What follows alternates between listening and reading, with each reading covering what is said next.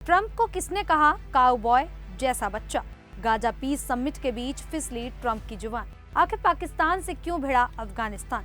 6 मुस्लिम देशों को घुटने पर लाया इजराइल। यूनिस सरकार के साथ सेना करेगी बड़ा खेल। नमस्कार, मेरा नाम है शालिनी और आप देख रहे हैं द न्यूज़ 15। स्वागत है आपका हमारे खास प्रोग्राम दुनिया के हालचाल में। चलिए नजर डालते हैं इन बड़ी खबरों पर विस्तार से। अमेरिकी राष्ट्रपति डोनाल्ड ट्रंप के हालिया बयान ने रूस में बड़ा विवाद खड़ा कर दिया है। ट्रंप ने कहा था कि वे यूक्रेन को लंबी दूरी की टॉमहॉक मिसाइलें देने पर विचार कर रहे हैं ताकि रूस के खिलाफ उसकी मदद की जा सके। इस बयान के बाद रूस के सरकारी टीवी चैनल पर खूब हंगामा मच गया। ब्रिटिश अखबार डेली स्टार यूके की रिपोर्ट के अनुसार रूसी TV show once on truth में राजनीतिक विशेषज्ञ आद्रेही सिडोरचिक ने ट्रंप को जमकर खरी खोटी सुनाई। उन्होंने कहा कि ट्रंप एक सैलून के काउबॉय की तरह बर्ताव करते हैं, उनकी समझदारी पर भरोसा नहीं किया जा सकता।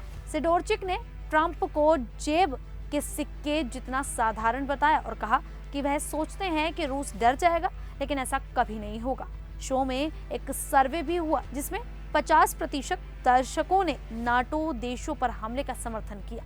रूस में ट्रंप के बयान ने लोगों को और भड़का दिया है। प्रोफेसर आद्रेई कोश्किन ने कहा कि यूरोप ने रूस की संपत्तियां जब्त की हैं, लेकिन समय आने पर सब लौटानी पड़ेंगी। वहीं पत्रकार एवगेनिया बोल्गिया ने कहा कि पश्चिम दिखावा कर रहा है कि उसे शांति चाहिए, जबकि वास्तव में रूस ही शांति चाहता है। कुल मिलाकर रूस में ट्रंप को लेकर गुस्सा और अविश्वास दोनों बढ़ गए हैं। तो वहीं मिस्र में इजराइल हमास के बीच शांति समझौते के लिए पहुंचे अमेरिकी राष्ट्रपति डोनाल्ड ट्रंप एक बार फिर अपनी जुबान फिसलने को लेकर चर्चा में है। दरअसल ट्रंप ने कनाडा के प्रधानमंत्री मार्क कार्नी को गलती से राष्ट्रपति कह दिया। कनाडा में संसदीय प्रणाली है जहां प्रधानमंत्री ही सरकार का मुखिया होता है।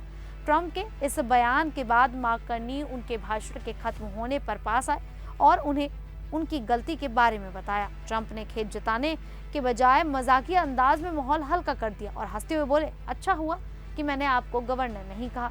ये बयान इसलिए भी चर्चा में है क्योंकि 2024 में ट्रंप ने कनाडा को अमेरिका का 51वां राज्य बनाने की इच्छा जताई थी। उस समय उन्होंने कनाडा के पूर्व प्रधानमंत्री जस्टिन ट्रूडो को कनाडा का महान गवर्नर कह दिया था, जिससे विवाद हुआ था। इस बार मिस्र के शर्म अल शेख में दुनिया के कई ताकतवर नेता शांति वार्ता में शामिल हुए थे। ट्रंप ने भारत के प्रधानमंत्री नरेंद्र मोदी को भी इसमें शामिल होने का न्योता दिया है।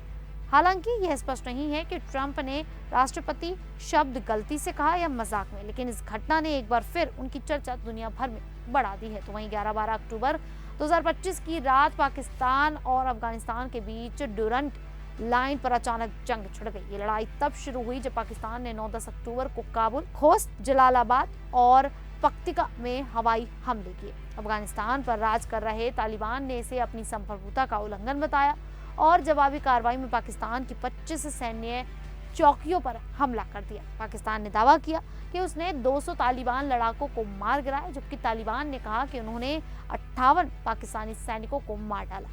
अफगान मीडिया के अनुसार अफगान जनता अपनी सेना की बहादुरी पर गर्व महसूस कर रही है।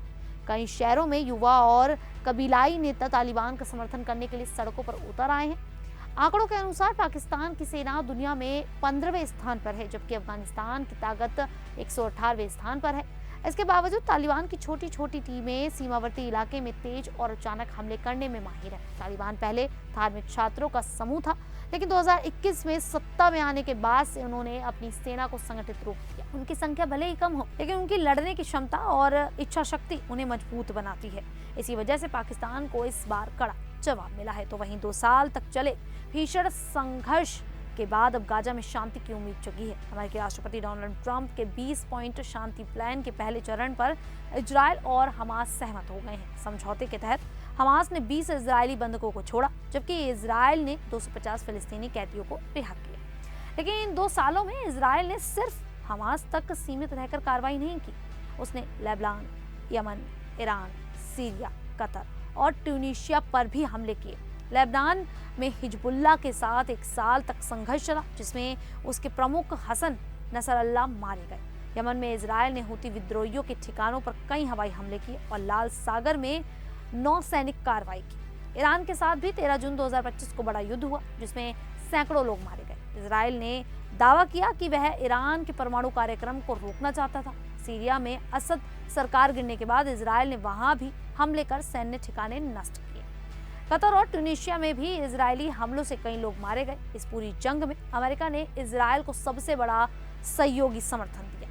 उसने 2 साल में करीब 21.7 अरब डॉलर के हथियार भेजे। अब दुनिया उम्मीद कर रही है कि यह समझौता गाजा और पूरे क्षेत्र में स्थायी शांति लाएगा। तो वहीं बांग्लादेश में यूनुस सरकार और सेना के बीच तनाव लगातार बढ़ता जा रहा है। सेना प्रमुख जनरल बकार जमान इन दिनों सरकार के खिलाफ सख्त रुख अपनाए हुए हैं। हाल ही में 2 बड़े घटनाक्रमों से इस टकराव के संकेत मिले। पहला, सेना ने अंतर्राष्ट्रीय अदालत के आदेश के बावजूद नरसंहार के आरोप झेल रहे 15 सैन्य अधिकारियों को अदालत में पेश नहीं किया। ये अधिकारी जुलाई विद्रोह मामले में आरोपी हैं। यूनुस सरकार ने इनके खिलाफ सख्त सजा की बात कही थी, लेकिन सेना ने उन्हें छावनी में ही रखा हुआ था और कोर्ट में नहीं भेजा। दूसरा संकेत तब मिला जब सेना प्रमुख ने अचानक अपना सऊदी अरब दौरा रद्द कर दिया। माना जा रहा है कि सरकार से बढ़ते टकराव और हालात को संभालने के लिए उन्होंने ये फैसला लिया। अगस्त 2025 में जनरल बकार जमान ने एक कार्यक्रम में कहा था कि बांग्लादेश में धर्मनिरपेक्षता खत्म नहीं होने दी जाएगी और हर नागरिक की सुरक्षा जरूरी है। ये बयान ऐसे समय पर आया जब देश में हिंदुओं पर हमले बढ़ रहे थे।